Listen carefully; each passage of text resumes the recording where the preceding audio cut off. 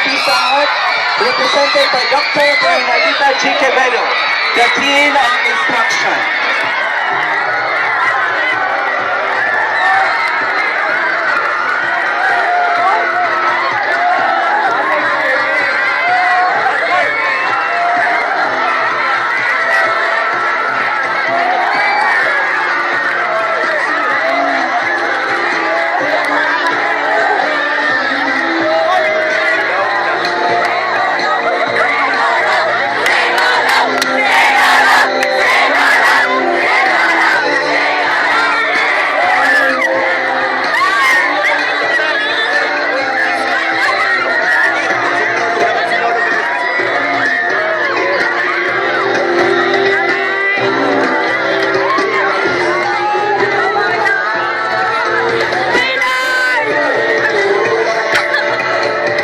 To do the honor in giving the cash prize worth 300,000 pesos plus giant trophy, we have the Sangguniang Panlalawigan member, Attorney Conrad Castillo Sihoko, Municipal Vice Mayor Honorable Cristina M. Camba, and Honorable Antipas Tiliwic Jr., the Chairman of the Paladong Festival Committee.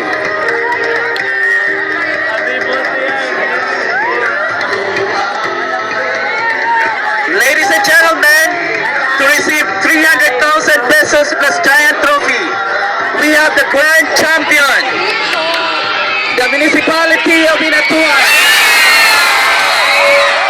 composed of Hinatuan Southern College and Hinatuan National Comprehensive High School. We have